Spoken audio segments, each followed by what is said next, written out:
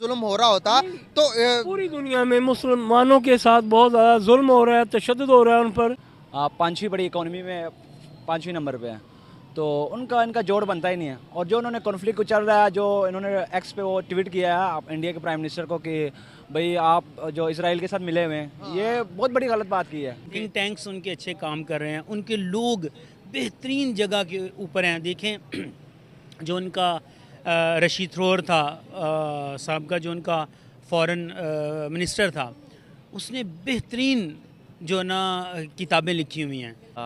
एक साल पहले हुए इलेक्शन में जीते थे, मुइज़ून का नाम है, मोहम्मद मुइज़ून का नाम है, इब्राहिम सुई से वो जीते थे।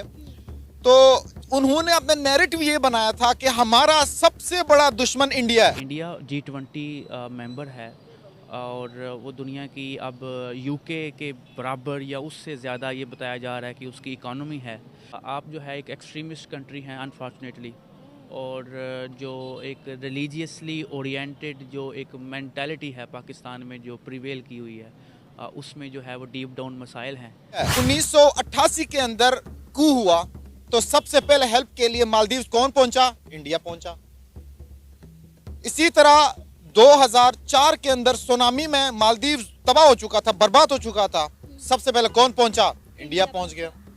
इसी तरह 2014 के अंदर आग लगने से पानी की किल्लत वहां पे आ गई, वाटर स्कार्सिटी आ गई, तो सबसे पहले वहां कौन पहुंचा? इंडिया पहुंचा। नमस्कार दोस्तों, मालदीव्स और भारत के जो कॉन्फ्लिक्ट चल रहे हैं उसके बीच पाकिस्तानी भारत का साथ देते हुए यह कहते हुए नजर आ रहे हैं, पहली बार ऐसा हो रहा है कि पाकिस्तानी ये कहते हुए नजर आ रहे हैं कि भारत अपनी जगह पर सही है।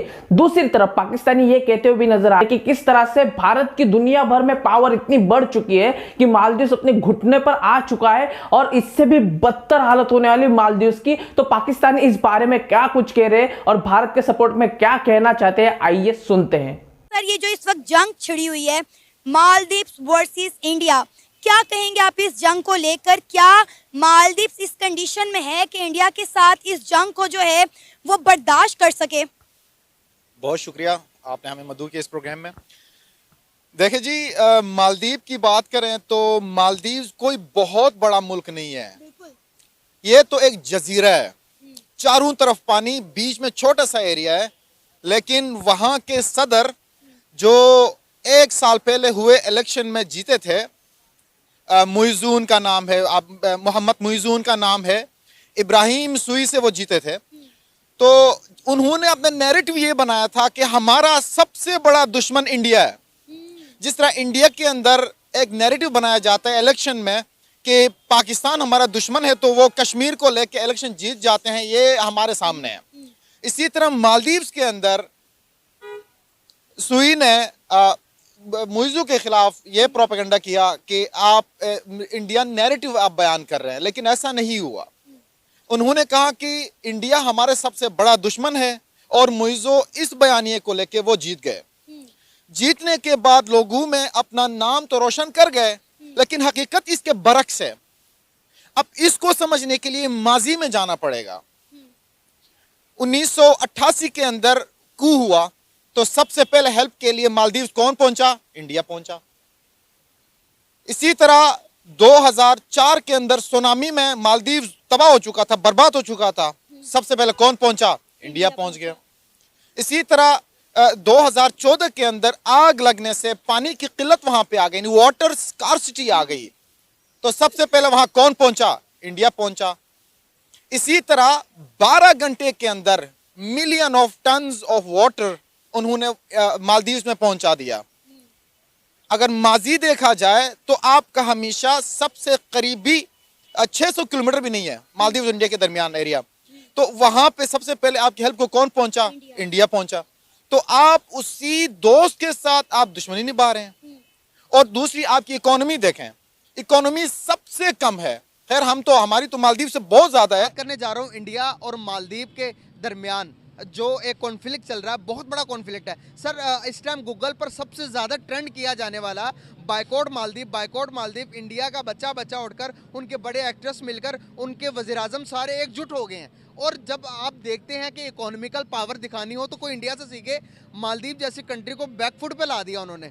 मालदीव ने ट्वीट किया था, उनके हाई कमीशन ने ट्वीट किया था कि इंडिया और इजराइल जो है वो एक ही हैं। तो इस वजह से इंडिया को बड़ा गुस्सा आया। नरेंद्र मोदी ने कहा कि भाई नहीं, कोई ज़रूरत नहीं है आपको किसी कंट्री में विजिट करने की, आप अपनी कंट्री में टूरिज़्म को प्रमोट करें। कैसे देखते हैं आप इस सारे कॉन्फ्लिक्ट को? असल में बात यह है कि उनकी आवाम जो है अपनी हुकूमत को पसंद करते हैं, और उस पसंदीदगी की वजह यही है कि वहाँ की इकानमी पाकिस्तान से ज़्यादा स्ट्रॉन्ग है, पाकिस्तान से बहुत ज़्यादा स्ट्रॉन्ग है।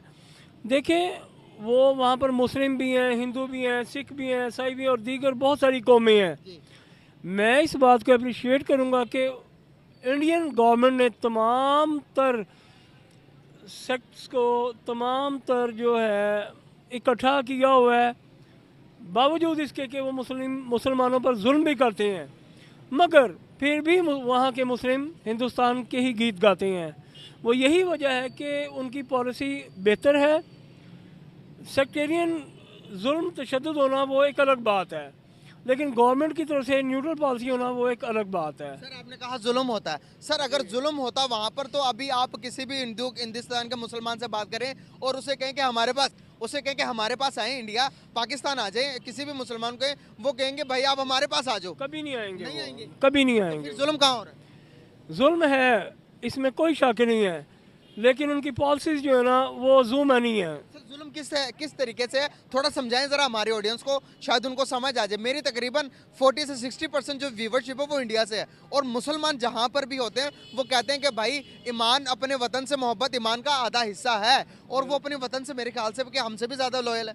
बिल्कुल ऐसे ही है। तो फिर जुल्म कहाँ पर हो रहा है? अगर जुल्म हो रहा होता तो पूरी दुनिया में मुसलमानों के साथ बहुत ज़्यादा जुल्म हो रहा है, तशद्दुद हो रहा है उन पर। You can see Israel and फ़लस्तीन। आप देख लें कि इसराइल ने जारी हद की इंतहा कर दी हुई है, उसके बावजूद भी इसराइल को कोई रोकने वाला नहीं है। हम सिर्फ ज़ुबानी तौर पर वाविला कर सकते हैं, प्रोटेस्ट कर सकते हैं, मगर there is no action in our self. देखा दोस्तों, पाकिस्तानी भी मानते हैं कि कहीं ना कहीं भारत की पॉलिसी इतनी तगड़ी है कि उसके आगे, उसके सामने अमेरिका और रशिया और चाइना जैसा देश टिक नहीं पा रहा है फॉरेन पॉलिसी में।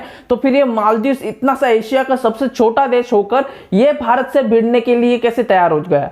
उसके बाद पाकिस्तानी ये कहते हुए नजर आए कि भैया हम भारत से भिड़ कर हमारी आज हालत ऐसी होगी कि भीख मांग रहे हैं हम भारत के वजह से, भारत से दुश्मनी की वजह से, और ये अब नई दुश्मनी पाल रहे हैं। इनको पता ही नहीं कि इनके साथ आगे होने क्या वाला है। चाइना के भरोसे पे हमारी ये हालत हो चुकी है, तो इनकी हालत कितनी खस्ता होने वाली ये मालदीव वालों को पता नहीं है। पाकिस्तानी भारत के सपोर्ट में कहते हुए नजर आए। तो आपको वीडियो के बारे में जो कुछ कहना है दोस्तों कमेंट सेक्शन में भर के जाइएगा। वीडियो को लाइक करें, चैनल को सब्सक्राइब कर दिया। मिलते हैं इंटरेस्टिंग नेक्स्ट वीडियो में, तब तक के लिए जय हिंद।